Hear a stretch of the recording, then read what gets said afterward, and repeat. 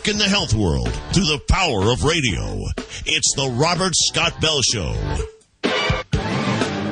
All right, transitioning into the health and healing realm on the Robert Scott Bell Show with Clark Baker, the Office of Medical and Scientific Justice established to help those who were accused of crimes based on a status by a nonspecific cross-reactive antibody test or other mechanisms or methods that could not actually detect the presence of said virus or retrovirus. This is in terms of HIV. Of course, we've covered it here on the Robert Scott Bell Show probably more than any other media outlet since the beginning, since I started in radio in 1999.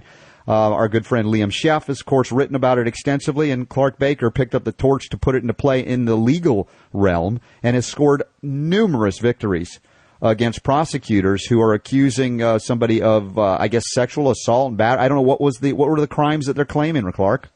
Well, it depends on the jurisdiction. Some jurisdictions have laws that prohibit the exposure of HIV without notifying them before a sexual encounter sex or something. Act. Yeah. Other states simply say that it's they treat it like a physical assault, right. like punching somebody or stabbing or shooting somebody. And it's different, I guess, because you've done in the military courts as well as the civilian courts.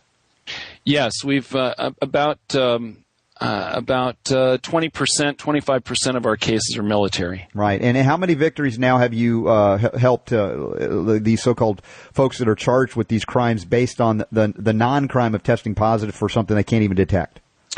Well, victory is it needs to be defined, sure. But we have about 50 cases where our involvement encouraged prosecutors to withdraw all of the HIV-related charges or to offer a very nice time served and where somebody's been in custody pretrial for maybe 6 or 8 months, and they say, well, if you plead guilty, we'll let you out in 3 months from now. So if not outright victories, you're talking about sentences that are reduced or basically eliminated as time served and or dropped from maybe felonies to misdemeanors even?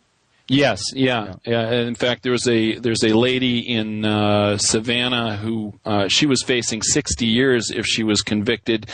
She ended up copping out to 1 year misdemeanor prostitution. Wow. And here we're not defending, let's say, behaviors that may not be nice or may be considered scummy even in some of these defendants, but the point is they are not guilty of spreading a death-inducing retrovirus is the point based on the science of the test or the lack thereof. And you've been presenting this now in courts and to prosecutors as well as defense attorneys, and I imagine you're still shocking people with this information. Yeah, we have. When I first call attorneys, we have what I like to call the spaceship call, where if they aren't paying attention carefully, they would react as if I was saying that I just landed from a spaceship from Neptune. Yes, but we have enough of the cases behind us that the legal references, they can call other attorneys. The word is getting out.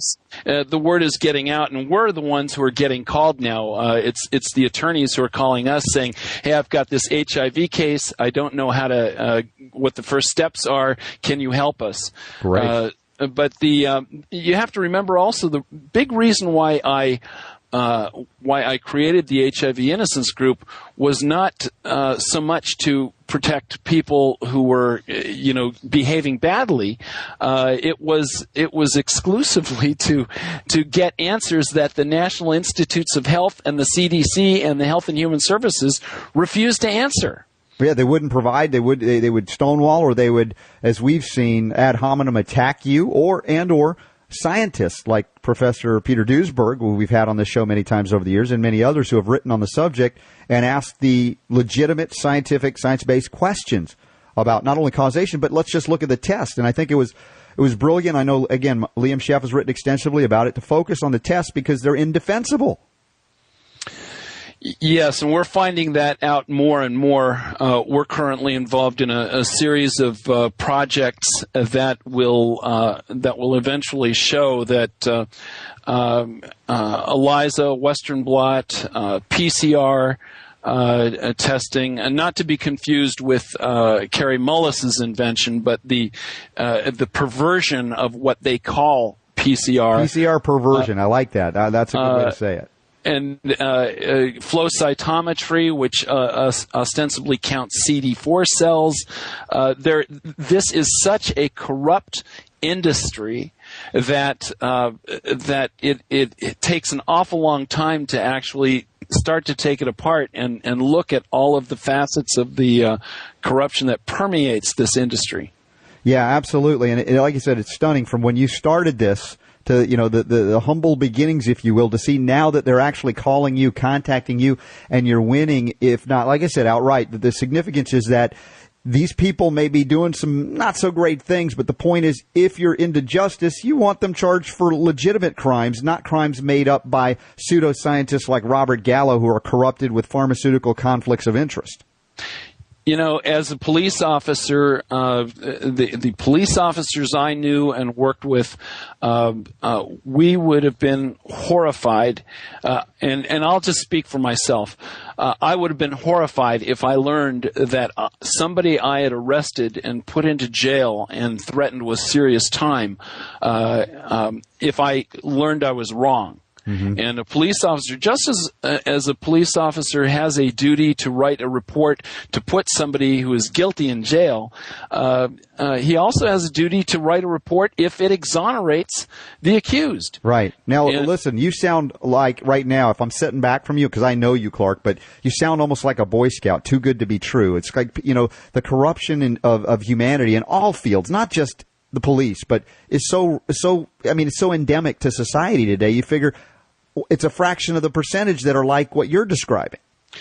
And that's one of the joys of being the CEO of OMSJ, because these criminogenic